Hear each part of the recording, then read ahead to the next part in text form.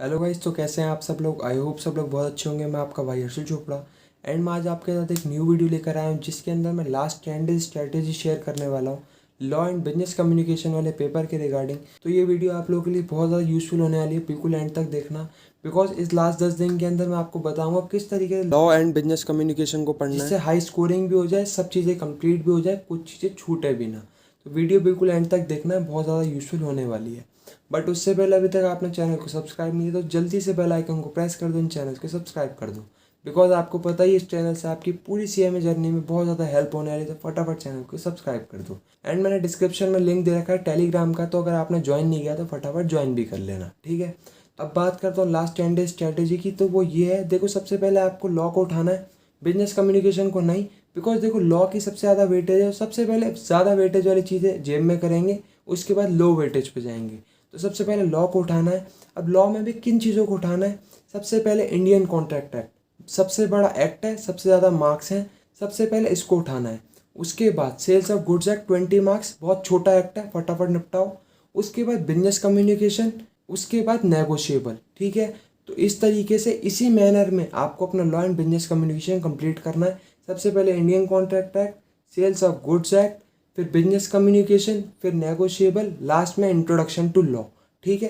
तो इस तरीके से इसी मैनर में आपको अपना law and business communication complete करना है। अब देखो, ये तो पता चल गया कि भैया क्या पढ़ना है, सबसे पहले किससे स्टार्टिंग करनी है, एंड पे किस पे ख़त्म करना है। बट किस तरीके से पढ़ूँ भैया? तो देखो, मेरी बात समझो। अब ये चैप्टर डिसाइड होगा क्या पढ़ना है क्या नहीं करना। उसके बाद आप ये देखो, क्या आपकी उन चैप्टर में अंडरस्टैंडिंग है, क्या आपकी अंडरस्टैंडिंग वो बोलती है कि हाँ मुझे सारी चीज़ें याद है। अगर आपकी अंडरस्टैंडिंग ऐसा बोलती है कि हाँ यार सारी चीज़ें बिल्कुल रटी हुई हैं, कोई दिक्कत नहीं है, तो आपको वहाँ पर कोई दिक्कत होनी नहीं चाहिए। फिर मैं आपको नेक्स्ट स्टेप बताता हूँ। बट अगर आपका दिमाग ये बोल रहा है ना कि भैया थोड़ी दिक्कत आ रही है यार, वो कॉन्सेप्ट याद नहीं आ रहा, उसमें क्या था, तो आपको वहाँ प्रॉब्लम है, कहीं ना कहीं आपको टॉपिक दिमाग से स्लिप हो रहा है। तो उस केस में आपको फटाफट रिवीजन लेक्चर को देख लेना है, या जहाँ से भी पढ़े थे उसकी स्पीड बढ़ा के सिर्फ उसी पार्ट को देखना है। ये नहीं मस्त पूरी वीडियो लगा के देख रहे हो, नहीं। बिकॉज देखो, टाइम बहुत कम है, इस लास्ट 10 दिन के अंदर ही इसी तरीके से पढ़ना होगा जिससे सारी चीज़ें हो भी जाएँ, कुछ छूटे भी ना। तो इसीलिए जो टॉपिक कमज़ोर लग रहा है सिर्फ उसी को पढ़ना है, बाकी को अननेसेसरी नहीं पढ़ना कि मज़ा आ रहा है पढ़ते रहता हूँ। दूसरा, स्पीड बढ़ा के पढ़ना है। बिकॉज देखो, स्पीड बढ़ाओगे तभी आप फटाफट कम टाइम में सारी चीज़ें पढ़ पाओगे। तो स्पीड बढ़ाकर देखना है उस टॉपिक को पर्टिकुलरली जो लग रहा है कि हाँ यार ये चीज़ें स्लिप हो रही हैं। अगर नहीं हो रही तो वेल एंड गुड, कोई दिक्कत नहीं है। आपको फिर बताता हूँ नेक्स्ट स्टेप। और अगर स्लिप हो भी रही है तो नेगेटिव नहीं होना, फटाफट कंप्लीट करो, आगे बढ़ो। बिकॉज वो स्लिप एक्चुअली में देखो तो हो नहीं रही, वो आप हल्का सा हिंट चाहते हो, वो जैसी हिंट मिलेगा चीज़ें बिल्कुल सामने पिक्चर आ जाएगी। तो इसीलिए बोल रहा हूँ नेगेटिव नहीं होना, पॉजिटिव ही रहना है। सबसे पहले ये पता चल गया क्या करना है। दूसरा, अंडरस्टैंडिंग भी होगा, दोबारा लर्निंग कर ली, दोबारा समझ ली चीज़ों को। तीसरा आपका स्टेप है प्रैक्टिस। अब देखो, ज़्यादा से ज़्यादा प्रैक्टिस करनी है।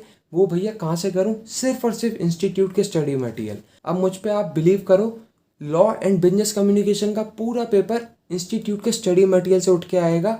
और इस बात पर भी बिलीव करना, जो लॉ के क्वेश्चन होंगे ना, वो डिट्टो एज इट इज़ के एज इट इज़ भी उठ के आएंगे। तो इसीलिए बोल रहा हूँ, लॉ एंड बिजनेस कम्युनिकेशन की प्रैक्टिस करनी है सिर्फ और सिर्फ इंस्टीट्यूट के स्टडी मटेरियल से। उसके अलावा कोई भी स्टडी मटेरियल नहीं करना। बिकॉज इस लास्ट 10 दिनों के अंदर उनकी कोई इंपॉर्टेंस नहीं है जितनी इंपॉर्टेंस इंस्टीट्यूट के स्टडी मटेरियल की है। और मैं इंपॉर्टेंस बता चुका हूँ। सेम क्वेश्चन उठ के आते हैं, और सेम क्वेश्चन नहीं भी उठ के आए ना, तो इससे बाहर कुछ नहीं जाने वाला। अगर तुमने इसको कर लिया तो इजीली तुम बना लोगे, वो भले घूम के आई होगी, बात तुम्हें समझ आ जाएगी, तुम इजीली पिक कर लोगे। दूसरा, एमसीक्यू में ये चीज़ याद रखना, जैसे कुछ एमसीक्यू ऐसे होंगे जो कि बार बार गलत हो रहे हैं आपसे, तो वहाँ पर वो मार्क कर लेना या सर्कल बना लेना, जिससे आपको पता चल जाए कि यार ये बार बार मैं गलती कर रहा हूँ, तो इसमें क्या चीज़ थी, जिससे आपको सर्कल लगाते ही आपको याद आ जाए कि जब भी आप सर्कल को देखो कि अच्छा इसमें वो चीज़ मुझसे गलती हुई थी। तो इससे क्या होगा, वो अगर सेम क्वेश्चन उठ के आ रहा है तो आप एग्जाम में गलती नहीं करोगे, बिकॉज आपने उसको पहले ही पकड़ लिया कि अच्छा मुझसे इससे यहाँ पे गलती हुई थी, तो अब वो मुझे दोबारा नहीं करनी। तो इसीलिए बोल रहा हूँ, कुछ क्वेश्चन ऐसे आएंगे जिनको आपको कन्फ्यूजन होगी, आप बार बार गलत आंसर लगाओगे। तो जब चेक करो तो गलत आंसर आए ना, तो देखना क्या गलती हुई है, वहाँ स्टार बनाना, जिससे नेक्स्ट टाइम देखो तो पता चल जाए कि अच्छा ये गलती हुई थी ना, तो आपको दोबारा रिमेंबर हो जाए राइट वाला आंसर, जिससे एग्जाम में अगर वो क्वेश्चन आए तो आप गलत ऑप्शन पर टिक ना करो। तो इस चीज़ का ध्यान रखना। एंड अब बात करूँ नेक्स्ट स्टेप की। देखो, मैं यहाँ पर आपको सारे स्टेप बताते जा रहा हूँ। पहले स्टेप में बताया क्या पढ़ना है, दूसरा मैंने आपको अंडरस्टैंडिंग कराई, समझवाया, तीसरा प्रैक्टिस कराई, चौथा रिवीजन। अब देखो जो पढ़ते जा रहे हो उसका हैंड टू हैंड रिवीजन करते जाना दिन के एंड में ही। ये नहीं करना कुछ पढ़ रहे हो फिर नेक्स्ट टॉपिक पे जा रहे हो तो जो पढ़ा था उसको रिवीजन ही नहीं कर रहे, बिकॉज ऐसा भी करोगे तो भी भूल जाओगे भला कितना भी स्ट्रॉन्ग कर लिया हो तुमने। तो ऐसा नहीं करना, जो भी पढ़ते जा रहे हो दिन के एंड में उसके जो भी जितना भी टाइम लगे उसको प्रॉपर रिवीजन करके सोना है। एटलीस्ट पेज तो पलटने हैं जिससे आपको चीज़ें याद आए कि अच्छा ये पढ़ा था इसके अंदर। बिकॉज देखो लॉ एंड बिजनेस कम्युनिकेशन में ये बात रिलेट करोगे, जितनी जल्दी समझ आता है ना तो अगर हम उसको रिवीजन ना करें तो उतनी फटाफट निकल भी जाता है। तो इसीलिए रिवीजन को इग्नोर नहीं करना, रिवीजन साथ के साथ करते चलना है। एंड अब बात करो लास्ट सबसे मोस्ट इंपॉर्टेंट पॉइंट की, तो वो ये है, देखो ये गलती मत करना डिटेल में पढ़ने जाओ, नहीं। आपको कोशिश करनी है शॉर्ट टू शॉर्ट पढ़ो। जो भी आपने अपने नोट्स बनाए थे ना during the preparation, short notes, उनसे कोशिश करनी है डायरेक्ट पढ़ो। बिकॉज देखो लॉन्ग फॉर्मेट में जाओगे ना तो बहुत ज़्यादा टाइम लगेगा। अगर आप शॉर्ट फॉर्म में चले जाओगे तो आपको डायरेक्टली चीज़ें दिखेंगी, और लास्ट 10 दिन के अंदर वही चीज़ इंपॉर्टेंट होती है कि जो देखना चाहते हैं वो डायरेक्टली दिख जाए, डिटेल में ना पढ़ना पड़े उसके बाद ना पता चले।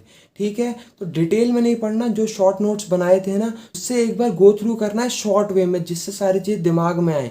बिकॉज यहाँ पर इतना टाइम नहीं है ना कि आप एक बार रीडिंग लगा के बिल्कुल डिटेल में पढ़ रहे हो, तो इस चीज़ को भी आपको समझना होगा। तो आई होप आपको ये सारे पॉइंट समझ आए होंगे। तो अगर इस वीडियो से आपकी थोड़ी सी भी हेल्प हुई है तो फटाफट वीडियो को लाइक कर दे, कमेंट कर दे, शेयर कर दें, चैनल को सब्सक्राइब कर दे। Thank you so much.